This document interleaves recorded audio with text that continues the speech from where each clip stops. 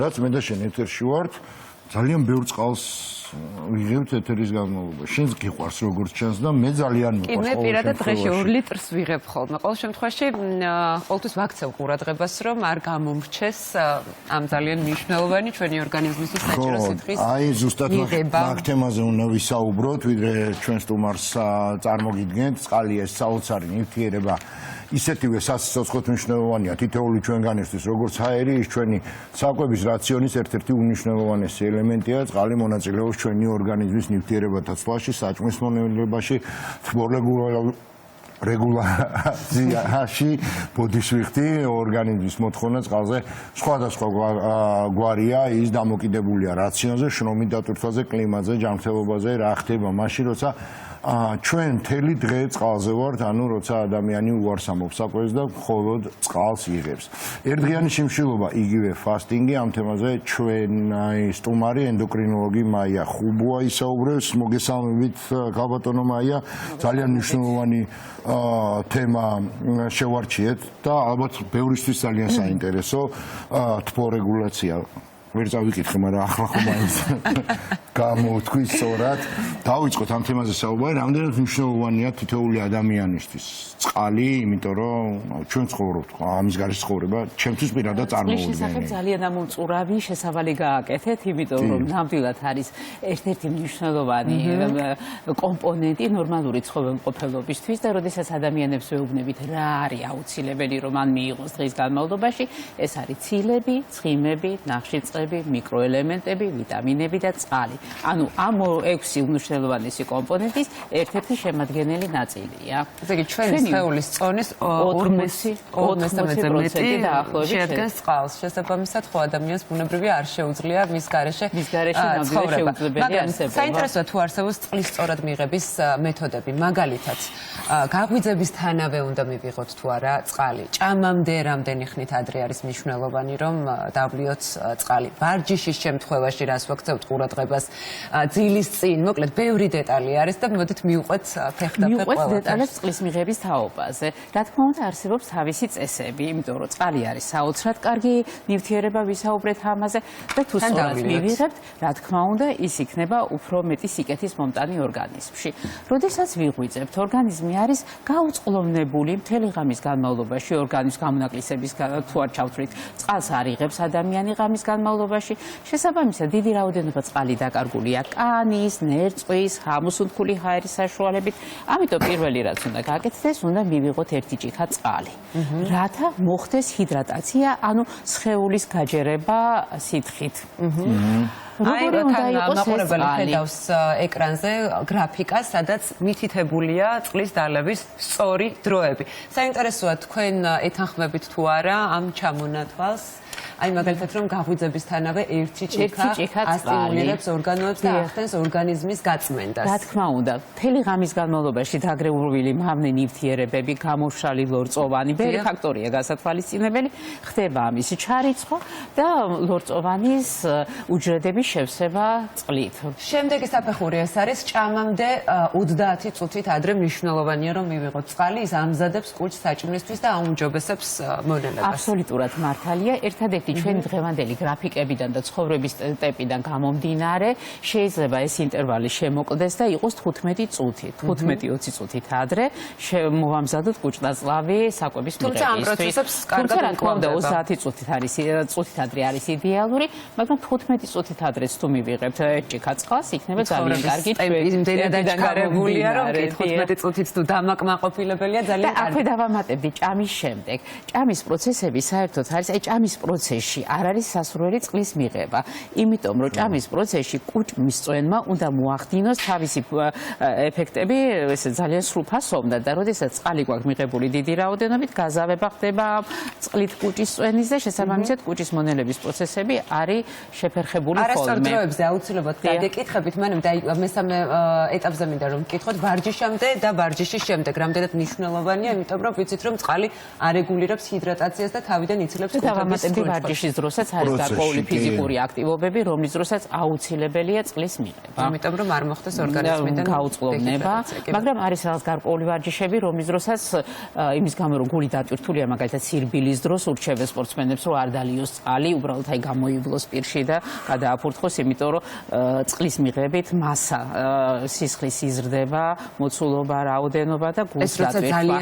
დიდი დატვირთვების დროს ხო იქ სპეციფიკაა სპორტის დროს, მაგრამ ჩვეულებრივი ესეთი ყოველდღიური ფიზიკური აქტივობის დროს ჯობია რომ წყალი მივიღოთ. კოლეგამაი, აი თაკომას ხო ბოდიში გადაწყდა ჭამის თემაზე ბავშვებს აქვს ხოლმე ძირითადად ჩვევა ეს ალბათ მიასაც აქვს ყველას პატარებს, ოდესაც საკვებს მიირთმევენ, აქვს ჩვევა განსაკუთრებულად ბევრი რაოდენობის წყლის სმის. ეს თვითონ პატარა ასაკში უნდა მივაჩვიოთ. დავალებინოთ წყალი, მივცეთ წყალი. მე ახლაც მიჭირს მაგალითად. და მე ვაცადოთ საათნახევარი მაინც რომ ვაცადოთ ის ძირითადი პროცესები რომ დასრულდეს საჭმლის მონელების და შემდეგ მივიღოთ წყალი და ბავშვსაც მივცეთ. თუმცა რა თქმა უნდა ჩვენც რომ მივირთვეთ მარილიან საკვებს და წყურია არ უნდა შევიკავოთ თავი და უნდა მივიღოთ ის წყალი. კი ბატონო. კარგით, რადგან შევეხეთ მაშინ ჭამის დროს წყლის დალევას, მოდით აქვეც დავსვათ შეკითხვა წყლის მიღების არასწორი დროების ჩამონათვალი საინტერესოა როგორია.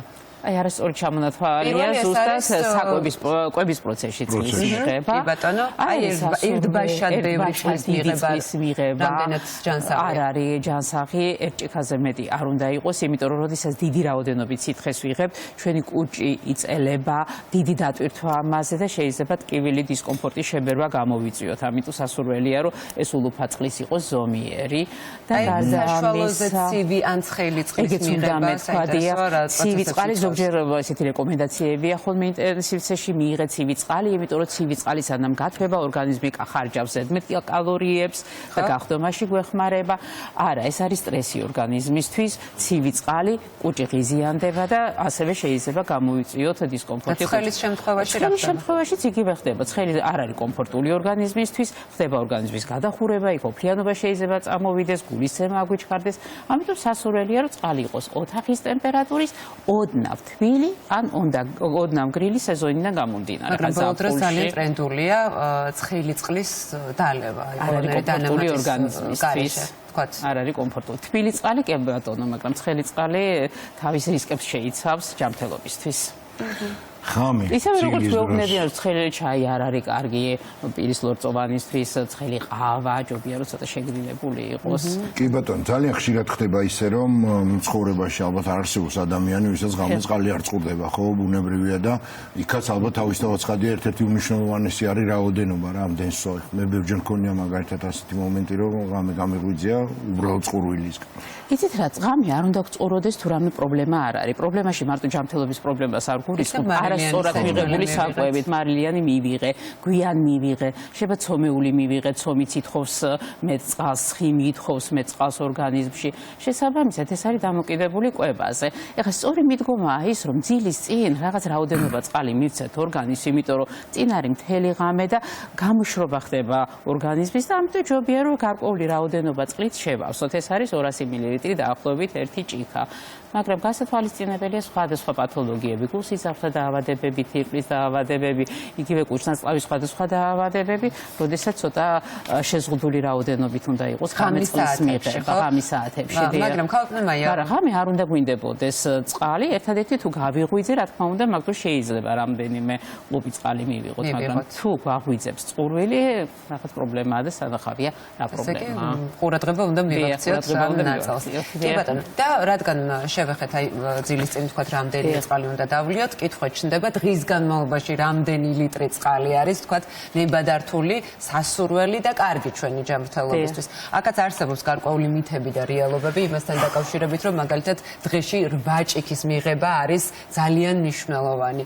საინტერესო თქვენ ეთანხმებით. გამოდის 8 ჭიქა, იმიტომ რომ კილოგრამზე აქ არის ძალიან მარტივი ფორმულა, 1 კილოგრამზე 30 მილილიტრი წყალი. შესაბამისად ადამიანი თუ არის 60 კილოგრამი, 60 გამრავლებული 30 მილilitrზე არის 1800 მილილიტრი, ანუ ლიტრი და 800. გადავანაწილოთ ეს ჭიქებზე და მივიღებთ რაღაცა გარკვეული რაოდენობის ჭიქებს. მარტივი ფორმულა. თუმცა ისევ და ისევ თუ ადამიანი არის დასაკოვანი გულსიძახთა დაავადებების მქონე, ფიქრის პრობლემების მქონე, რა თქმა უნდა, იქ რაოდენობა უფრო შეზღუდული უნდა იყოს. თუ ზაფხული ან ფიზიკურად აქტიური ვართ, იქ შეიძლება უფრო მეტი იყოს წყალი. ანუ არის მინიმუმი, რაც უნდა მივიღოთ და პლუს მოусმინოთ ორგანიზმს. გვინდა მეტი წყალი, უნდა მივიღოთ მეტი წყალი. ითვლი რაოდენობას დღის მანძილზე? არა, მაგრამ მე ძალიან მიყვარს და მე ვფიქრობ, რომ სადღაც 3 ლიტრამდე დღის განმავლობაში ავდივარ, იმიტომ რომ თუ ფიზიკური გაცრავად გაწყვეტინებ, თუ ფიზიკური აქტივობა არ გაქვთ ისეთი, რომ ამდენი სითხე გჭირდებოდეთ, შეიძლება ამით დიდი რაოდენობით წყლის მიღებით ვერხსნი. მომწდები ხო? დატვირთვა გამოიწვიოთ სხვადასხვა ორგანოებზე. და კიდევ ერთ რამეს დავამატები არის რაოდენობაზე საუბრობ. რაოდენობაზე, ხო, იმიტომ რომ თუ ბევრ წყალს ვიღებთ, ირკმელებიც მუშაობს, იმიტომ რომ ეს წყალი გამოყოს გარეთ ორგანიზმიდან გამოდევნოს და შესაბამისად დატვირთვა არ არის სასურველი. მაინცომიერებაა საჭირო. შემიძლია აღვნიშნო, რომ იმ ადამიანთა რიგებში ვარ, ვისაც წყალი არ უყვარდა. აი გადიოდა კვირა, გადიოდა დღეები, მაგრამ მე წყალს არ ვიღებდი და არ გრძნობდი თავს ცუდად, პირიქით საკმაოდ კომფორტულად გრძნობდი და სიტყვაზე დიდი რაოდენობის ვაშლს ვიღებდი და ამით კმაყოფილდებოდი და ნუ შემდეგ უკვე მოხდა ეს პოპულარიზაცია წყლის მნიშვნელობაზე, ძალიან ბევრს საუბრობდით ხოლმე, მაგრამ თუ არსებობს გარკვეული რეკომენდაციები მათთვის, ვისაც არ უყვარს წყალი, როგორ არის შესაძლებელი რომ თქვენათო დაიწყეთ ის დანება. იმიტომ რომ მე გავიაზრე ძალიან კარგად რა მნიშვნელობა აქვს მას ჩემი ჯანმრთელობისთვის. შესაბამისად, აი დავიწყე თვლა დღის განმავლობაში 3 ბოთლს ესე დავიდგამდი ხოლმე და ისევ სვამდი, რომ ვერც კი ეს დისკომფორტსაც არ მიქმნიდა. და შემდეგ უკვე რაღაც ეტაპზე ორგანიზმმა თვითონ მომთხოვა, რომ თაკო ახლა ნამდვილად გწურია წყალი და აი ესე შევიყვარეთ ერთმანეთს. სწორედ მაგიტომ დაგისვით ეს კითხვა. სანამ არ გაიაზრებ, რომ წყალი საჭიროა, ორგანიზმი ამას არ გახვედრებს, იმიტომ რომ ეკონომიის რეჟიმია ჩართული, შესაბამისად არ ხდება წყლის ოპტიმალური გამოყენება სხვადასხვა პროცესებისთვის და ვერ გრძნობთ, რომ წყურია. შეიძლება ადამიანი მთელი დღე ისე იყოს, რომ საერთოდ არ გაახსენდეს წყლის მიღება. ამიტომ როგორ უნდა დავიწყოთ წყლის დალევა? უნდა დავიწყოთ უბრალოდ. დავიწყებთ და მერე გაიღვიძებს ორგანიზმი და გვაგზნობინებს, რომ თურმე წყურია. მეც ესე დავიწყე. ახლა ნამდვილად თვითონ მახსენებს ხოლმე და მაძლევს საჭირო სიგნალს საჭირო მომენტში. ძალიან ხშირად აი ვისაც მაგალითად წყლის გემო არ უყვარს, ამრავალფეროვნებენ ხოლმე, ვთქვათ სხვა დანამატებით, ლიმით, ჯინჯერით, ვაშლით. შეიძლება თუ არა რომ ვთქვათ ასე მისაღებია, რა თქმა უნდა, იმიტომ რომ წყლის თვისებები ამითი არ იცვლება. ერთადერთი რასაც დავამატებდი, ну რა თქმა უნდა არ უნდა იყოს ეს ტკბილი წყალი და გაზის დიდი რაოდენობით ჩაჭრილი ხილი, რა თქმა უნდა, აგენრიელებს და განსაკუთრებით დამწყებებს ძალიან უადვილებს წყლის გემოს მიმღებლობას და წყლისადმი შეჩვევის პროცესს. მაგრამ ერთ ამას დავამატებდი ძალიან ხშირად, როდესაც საუბრობ წყალზე, გასათვალისწინებელია ის პროდუქტები, რომელშიც წყალი არის. ანუ სითხიშემცველი პროდუქტები. ყავა, ჩაი, სუფი, კომპოტი, წვენი, აი რას ვამბობთ ამ წყალთან დაკავშირებით? სამწუხაროდ ეს წყალი წყლად არ ითვლება. კი, გასაგებია ის რაღაც პროცესების შედეგად შეიწოვება ნაწლავებში, მაგრამ როგორც მე წყალი დავლია მშიერ კუჭზე და ეგრევე მოხდა მისი შეწოვა და ორგანიზმი მიეწოდა წყალი იქ, სადაც საჭირო იყო.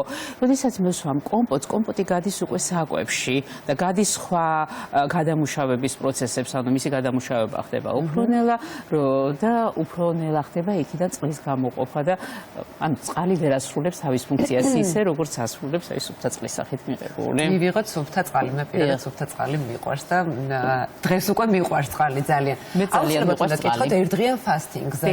რაც გულისხმობს იმას, რომ დღის განმავლობაში ადამიანები მხოლოდ წყალს სვამენ. საინტერესო რა დადებითი და უარყოფითი მხარეები შეიძლება კონდეს ერთდღიან ფასტინგს. ერთდღიან ფასტინგს ნამდვილად აქვს თავისი დადებითი მხარეები, იმიტომ რომ როდესაც ჩვენ არ ვიღებთ საკვებს, ორგანიზმს ესაჭიროება ენერგია და ამ ენერგიის წყაროდ ხდება საკუთარი უჯრედების გამოყენება. ანუ მას ქვია ავტოფაგიის პროცესი ქვია, როდესაც ხდება საკუთარი უჯრედების წვა, ძირითადად ეს არის ცხიმოვანი უჯრედები. გარდა ამისა ისვენებს კუჭ-ნაწლავის ტრაქტი და ხდება რაღაცნაირი შემსუბუქება ორგანიზმის. როგორც წესია, შეიძლება ადამიანმა 2 კილოც კი დაიკლოს სასწორის მიხედვით ერთდღიანი ფასტინგის შემდეგ, მაგრამ ეს არის მხოლოდ და მხოლოდ სითხე, რომელიც გამოვიდა ორგანიზმისთვის. და სხვადასხვა ფასტინგი ძალიან კარგია ხოლმე წყლით ფასტინგი იმ ადამიანებისთვის, ვინც წყალს არ იღებენ კვირის განმავლობაში და ამ 2 ლიტრი წყლის დღის განმავლობაში მიღებით შეიძლება ორგანიზმის ჰიდრატაციის შევსება, დატენიანება ორგანოების. რა თქმა უნდა, არ არის საკმარისი. აი ძალიან კარგი კითხვა დასვით. არც გასახდომად არის ეს ეფექტური, არც დატენიანების პროცესისთვის ის ერთჯერადი დატენიანება. თუ მე ჩვენ გავაგრძელებთ მთელი კვირის განმავლობაში ცხოვრება ისევე როგორც ცხოვრობდი წყლის გარეშე, რა თქმა უნდა ეს წყალებად ნამდვილად არ ღირდა. იგივეა კვებასთან დაკავშირებითაც. როდესაც ჩვენ ვიშიმშილეთ ერთი დღის განმავლობაში, მაგრამ მეორე დღეს დაუბრუნდით ჩვენ ჩვეულ არაჯანსაღ საკვებს, რა თქმა უნდა, მაგრამ ალბათ არიან რისკ ჯგუფები, ვისთვისაც არ შეიძლება ერთდღიანი ფასტინგი. მე საერთოდ არა ვარ მომხრე ესეთი სტრესული სიტუაციების სიმართლე რო გითხრათ, იმიტომ რომ ნებისმიერი ფასტინგის შეზღუდვა იწვევს თავბრუსხვევას, სისუსტეს, უენერგიობას, რაღაცა მომენტში გონების დაკარგვის შეგრძნებას, როდესაც სისხლში გლუკოზის დონე ქვეითდება. ამიტომ რატომ უნდა გავაკეთოთ, როდესაც მიზანი მხოლოდ წონის კორექცია? არა, არ წონის კორექცია არა. ერთადერთი რაც არის, იწმინდება კუჭნაწლავი. ანუ ისვენებს ერთი დღე კუჭნაწლავი აი გადამუშავების პროცესებისგან და ცოტა მეტის რაოდენობით ხდება წყლის მიწოდება ორგანიზმისთვის. ეხლა თქვი დადებით, ხო უარყოფითი ძალიან ბევრია, ის რაც თქვი ფიზიკური შეგრძნებები, ამ დროს ჩვენ თუ მუშაობ და უცბად თაბლო დაგვეხვა და ოფმა დაგვასხა, რა თქმა უნდა, დისკომფორტი გვექნება, მერე ხშია, არ ვჭამთ, უხასიათოთ ვარ და მეორე დღე შეიძლება მივიღოთ უფრო მეტი, ვიდრე მივიღებდით დაუშვათ წინა დღეს რო არ გვეშიმშილა და ამიტომ მე ესეთი კატეგორიული არა მოკლედ როგორ თქვა, თუ ადამიანს უნდა დიდზიას არ მოაყენებს, მაგრამ იმიტომ რომ ჯანმრთელობისთვის სასურველია და ამისთვის თავი გავიწვალო, მე არ გავიწვალებდი და არჩევს არც ერთ ახლობელს არ ვეთყოდი. მეც მაგას არ ვამბობ. მეც მაგას არა მეც ვერ წარმომიდგენია ნამდვილად ჩემს ყოველ შემთხვევაში დიდი გამოწვევა. მაია, არასაკმარისი წყლის მიღება აფერხებს თუ არა საინტერესოა წონის კორექციას. რა თქმა უნდა, როგორც თავიდან თქვით, შესავალში ნივთიერებათა ცვლისთვის, მეტაბოლიზმისთვის ძალიან მნიშვნელოვანია წყლის საკმარისი რაოდენობით მიღება.